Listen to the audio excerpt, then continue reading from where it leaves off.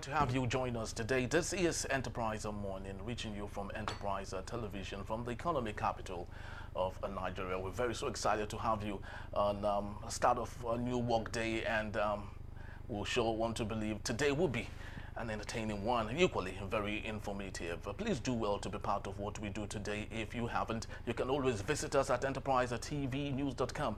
You may like, comment, and follow us on all our social media platforms at Enterprise TV7. I am Henry Igbo, and joining me today to do justice to all that we have right here in our studios is Barrister Varsity, Barrister, Law Public Affairs Analyst. Good morning to you, Barrister. Good morning. Thank you so very much. Thank you very much. All right, so let's start off today with the first daily on our desk coming from the Vanguard newspaper. We have U.S. court, that's the big story actually, U.S. court order on Tinubu. Nothing new in FBI DEA records on drug case, and that's coming from the presidency. But let's see what others have to say on this particular matter. And we have on just below that particular story, PDP governors meet over Fubara as Tompolo assures of his return. And also a very sad one for the sporting world, especially in Nigeria. Christian Chukwu exit of a field marshal. And another big story on the very top of the same newspaper, Army decry poor Igbo youths enlistment in military service. Pastor Vansufeli, let's talk a little bit about this one because it's of great concern to us. Security in Nigeria is so very important. A country without more than enough military number is a country deficit of so many. In the last 4 years, we've had military officers who have absconded, about 1,004 in the last 2 years. And we still have so many who are ready to abscond. And what do you have to say about it just before we get to the military going to the south-south and the south-east to ask for people to join? The condition of service. The condition of service for our soldiers is one that is very debilitating. They are not encouraged. There's no incentive for the job. There's no insurance for them and their children, their family. They've seen other soldiers who are wounded and abandoned. They've seen their colleagues who died in the battlefield, and till today their family is not catered for. Okay, so they have enough reasons surrounding them why they should abscond. In fact, I'm even surprised that we still have soldiers. Yes, I'm very surprised. The reason I'm surprised is because they are really strong-hearted. Because if you have someone that was enlisted with you in the army, you grew through the ranks, you were in the battlefield, you lost him. His family, his soldiers that contribute money to take care of his family. So they look at themselves and say, what kind of job are we doing? Okay. They will be in the barracks. Insurgencies will invade them because they have no technology to teleguide the barracks. Every barrack should have what you call every barrack should have a strong room, a watch room. Okay. From where they can see miles away. Because you have armories in these barracks. So a barrack should not be where the enemy can walk in. If the enemies can walk into a barrack, it means that the war has been lost a long time ago. That's what it means. It doesn't matter how many soldiers are left, or it doesn't matter how many soldiers join force to chase them away. That they can walk into a barrack alone is that the army have lost the battle. Okay? Now, when you talk about incentives and even schools for their children, it doesn't make sense the way we're going about it. Sometimes I commend them because the kind of funds we waste in this country, if we channel it to these soldiers, young, enterprising and inspired soldiers, they will deliver more for the country than most of these politicians will do. But nothing is happening. So many of them, I know someone who just took his rifle one morning, went and submitted it to his citizen and left. He didn't resign. He didn't, no discharge, nothing, just walk away. Okay, so it has gotten to that point because of the kind of, even when you have, now, defense have almost about the highest budget in the past 10 years in all our budgets, defense. Okay. And most of the time, almost 100% of the funds are released. But because you have corruption in the military hierarchy, these funds don't trickle down to the foot soldiers. It doesn't. So they still operate with very old rifles. They have to go and chase insurgents that with more sophisticated weapon and firepower. Most times they are ambushed. And then they are ambushed because they don't have forensic intelligence. If you have forensic intelligence, before they ever move to anywhere, they would have used a gadget to comb the place. Even surveyors, practicing surveyors have those gadgets. They use the mapping. If you want to know boundaries, you want to know what is going on in that land, you want to know the movement, you want to know everything. There's a gadget that will tell you everything. Okay. That gadget, there's one for the military, okay, that does environmental scanning. Even if there's a bomb anywhere, the gadget will tell you. All right, so while we, of course, brainstorm on the coordination of both the air and the ground troops to, have this harmony, but this is more like different strokes for different folks. Because when it comes to the northern part of Nigeria, you don't see abscondment as much as we see from the southern part of Nigeria, yes. especially for the south and the southeast of Nigeria. Yes. According to the brigadier who came to campaign and beg for people to enlist themselves, he says in the northern part of Nigeria, just a single state is having as much as 3,000 already and counting. But in Akwa Ibom and Cross River and so, they're still battling 500 and more are even still not interested. So why do we have that little bit of... in the years past, it was very difficult to even get enlisted. Very difficult.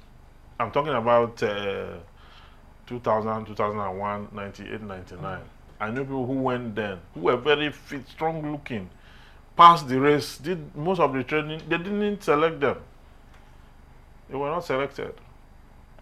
Then why you have a shortfall now, especially in the southeast, is the heightened campaign for secession. And also for the south too. Yes, for the south. Yes.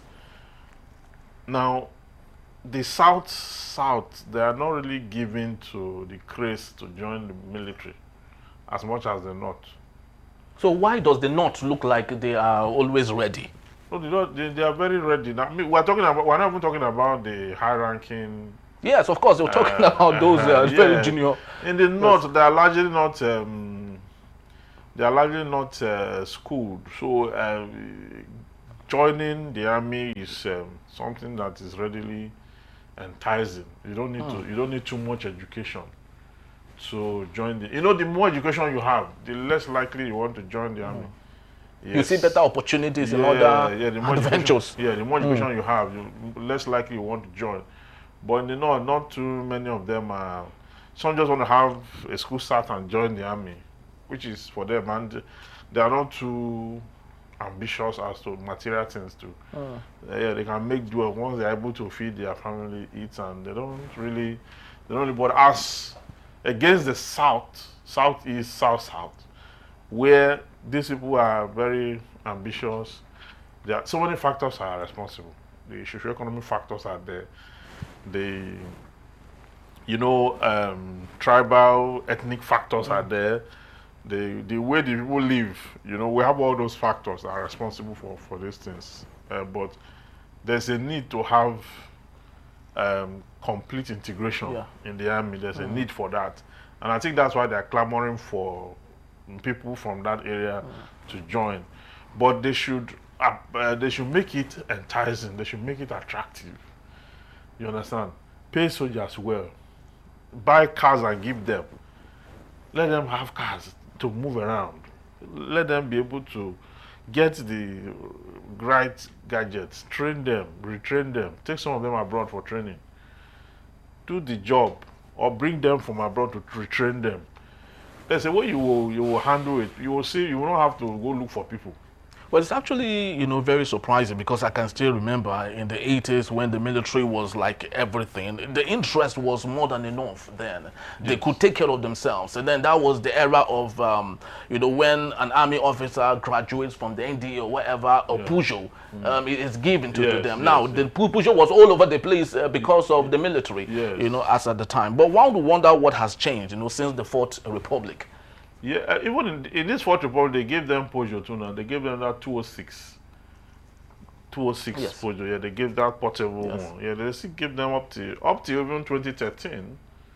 They still gave them, I don't know whether they're still doing that now, but they gave them those vehicles and to make it. But it's not to the junior soldiers. It's for the high-ranking officers whom are, ordinarily whom are even well paid because of the education they put in before gaining. I'm talking about the foot soldiers. The foot soldiers need to be well treated because you see, even when a general walks up to them and address them before a major operation, just that motivation alone that the general came to their camp and addressed them, if you see the motivation with which they will go on that operation, now just compare that with when you are adding to their salary, you are putting them on insurance, you are giving them medical care, their children are taken care of. I know the army was quite very good in those days because I remember all through my formative years and post-formative years, it was the MRS who used the Air Force Hospital. Okay, you just go report sick. And which was open to everyone. Yes. Both the senior and the junior officers. You just go report sick. All they'll ask you is your father's number, enlistment number. I used to know that I and my brother will call 7736. They will just check it and call my dad's name. And then we'll go in for treatment. Both check the eyes, check everything, regular checkup. And this is not even because we are sick. I mean, we are being called to come report, to come do checkup. Okay, that's in the early 80s and the rest of that. But I don't know how much that is today. The Army Hospital, the Air Force Hospital was well equipped then, well equipped with doctors, even foreigners, white men are working there as doctors, in those days. So I don't know where all that has gone to. All right, let's hope that things will get better because a country with a great military base is one of those countries that people would respect so very much. Barrister, let's take a little bit of sports here, especially for the sake of this legend that had passed on, Christian Chukwu. Someone who has been very instrumental to the sports in Nigeria, had taken it to, during those glory days of sports. When Christian Chukwu is mentioned, the name is symbolic. Now we've lost him, of course. He died at the age of 76. But it's not just about the losing him. It's about how Nigeria treats its legends. He is one of them. Yeah. Now, how do you think we can better, do better? I don't think there's any policy or any law for these people who are legends, who have contributed immensely. Maybe there are policies, but legislation. We need a legislation to protect our legends. Maybe that should be mooted at the National Assembly. We need a legislation. But in the absence of legislation, there's little or nothing you can do. You can only talk rant. But if you are calling government to a particular law, and say, see this law, see our legends, look at them. The one in Ibadan, the one that used to play 9, what's his name? What's the name now? Yes, no, the top one, yeah. That plays Yakini. Yakini. Yes. He died in Ibadan, okay? As at the time he died, he didn't have much. There was someone who went to see him, there was Steve Sagbama, who is late now too. Yes. I went to visit him and did an interview and all that. And after the interview, Steve Sagbama, late Steve Sagbama he told late Steve Sagbama that they should go and eat. And when they got to the place to eat, the man was wondering, is this where you eat? Yes. He said they should bring pure water. And Sagbama said, no, I don't take, our legends, when they giving their best to at that time, when you say super egos at that time, even Brazil, they used to shiver. Yes, very well. You understand? The fear that you are playing Nigeria, you are going to meet Nigeria, was visible. Yes. Look at Atlanta '96 and the rest of that. You see what we did with Kanwankwo, Okocha, and the rest of them. So we are that fierce. You understand? If not that, people like Kanwankwo, Okocha were people who were very entrepreneurial. Yes, and a little bit more enlightened. Than these other ones. Okay, and they were able to start up businesses and hotels and all that. They too, by now, maybe they will be somewhere. Now they could, today, you see why it's good to take care of your legends. Today, Kanwankwo, will comfortably afford to go for the World Cup on his own cost, just to cheer. And the moment these boys, these young ones, see him, the moment they see him, the motivation is different. You understand? The last time they went for the African Cup of Nations, he was there with them. Yes. You understand? So if you don't, and not like the government saying of Kanwanko, just that he was able to pull out by providence. But many of them, not just the Christian Chukwu that died, many of them, the way they end up and all that. One thing we must know in this country is that footballers are not people who are that schooled. Many of them are not so schooled. So it will be difficult sometimes for them to be able to manage their affairs. That is where support should come in. So the NFF, for example, should have a package for them. Okay? The NFF should have a package for them. In the West, athletes, they have something for them. When they get to a certain age, they take them to old people's home, where the government will now take care of them proper. Okay? Even if we don't have such here, we should have something like stipends for them, or you should have medicals, insurance. Those things, government can afford those things. They're not, how many are they? Yes. This lady, how many are they that a whole country cannot afford to? If you can afford to have all past presidents, and these are presidents that destroyed the country, you have package for them. You call them a Council of States. You have something for them. Then you have something for other persons who have been ambassador and all that, and chief judge and all that.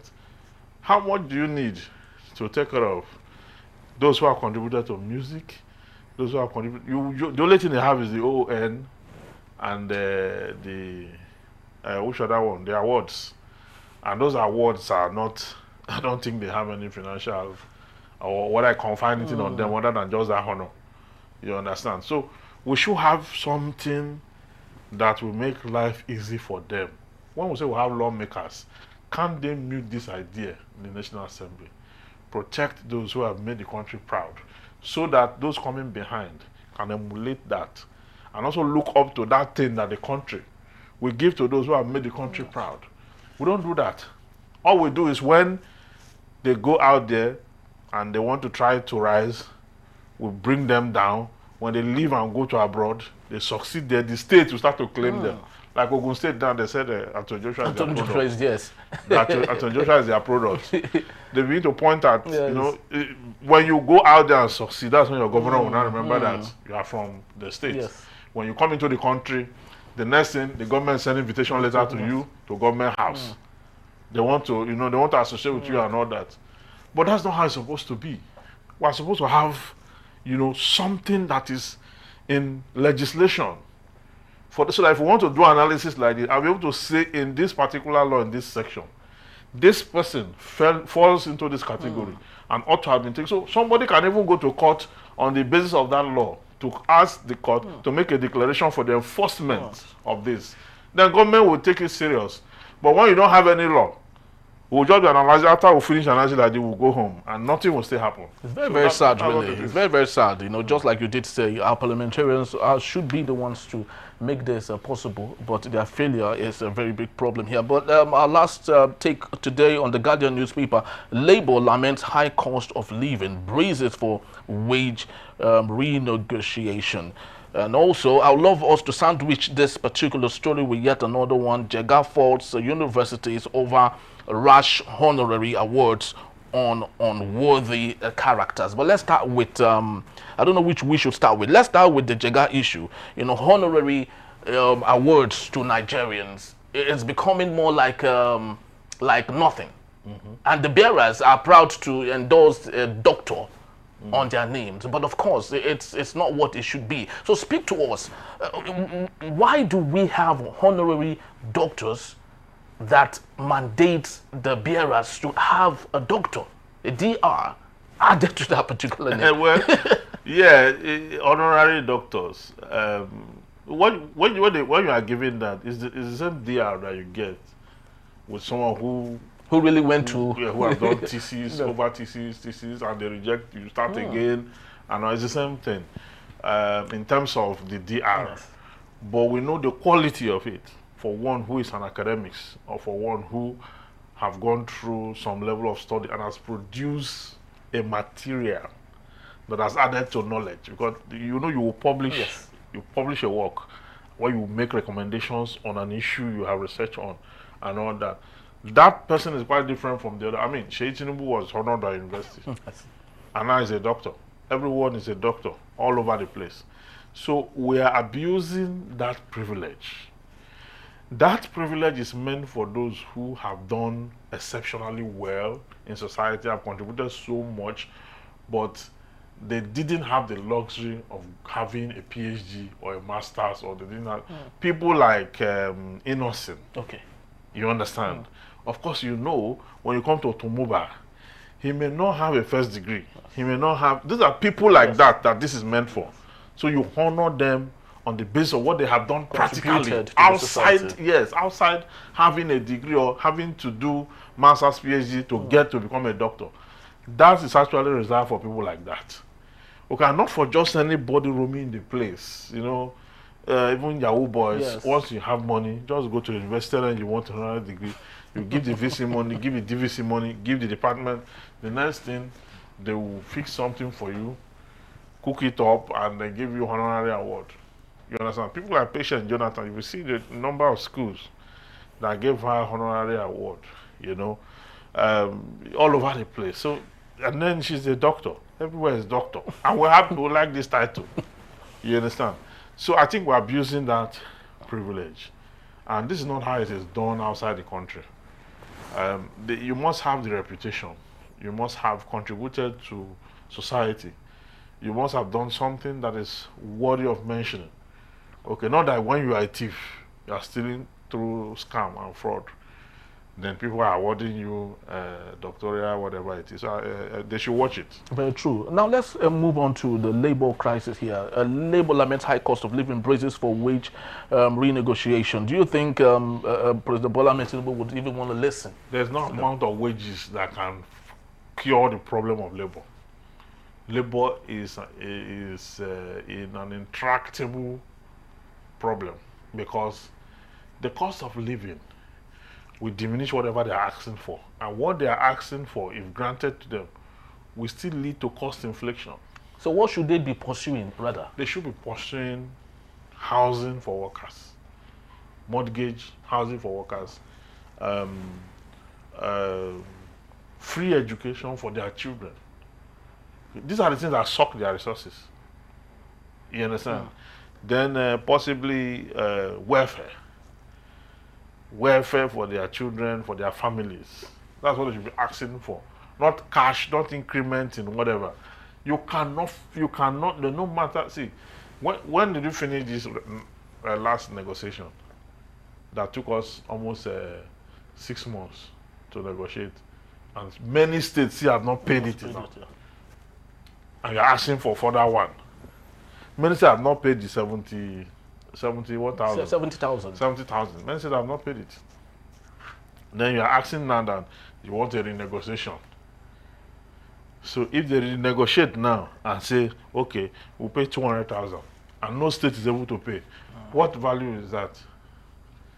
So they should look for other means to address this issue. Yeah, but the best means is possibly, going back to the subsidy regime, which President Bola Tinubu has sworn that he would never, go back to. So one would wonder if it's ever possible for us to. That's the welfare I'm talking about. They should take that subsidized electricity proper. What civil servants cannot put up with this. Many of them are disconnected. They cannot put up with this level, because now electricity is costlier than rent. Very true. The utilities, mortgage for their housing, children welfare and school and all that, all those things put together would have the factors through which they arrive at the 70,000 naira award. They were talking about a family of 3. What it will cost to feed a family of 3 within a month is what took them to that 70,000. So if you're in level 16, when they add up, you could be collecting over 100 or up to 200. That's what they did. But it still hasn't succeeded, because not all states are paid. So now you want to ask about another renegotiation. Where are you going to get to? At what point are you going to be satisfied? You will not, because you are in the rat race. All we need is value around what you earn. If you have enough value around what you earn, those things that are sucking your money, if government takes care of them, you will save. You will save for the rainy day. But as it is now, they cannot save. They cannot pay school fees. Civil servants cannot send their children to private schools. They are in public schools. The ones who are sending their children to private schools, they are stealing. The ones who have so much money to throw around must steal to do that. So that's the problem. There's a very big issue here. The truth of the matter is, even the 70,000 naira on the reference, when you convert it to the US dollar, it's nothing to write home about, really. Yes, of course. And one would wonder. It's not up to $50. Yes, a month, 30 days, and one would wonder, if it's possible for Nigerian workers to really live or exist at this time. But of course, we just have to hope and believe that things would get better. We'll be on to the main conversation in a jiffy. Just to let you know, Barrister Evan Sofili will be here to take us on that when we return. U.S. court order FBI and the Drug Enforcement Administration to continue searching their archives related to President Bola Ahmed Tinubu. That in a bit is still Enterprise Morning. Please.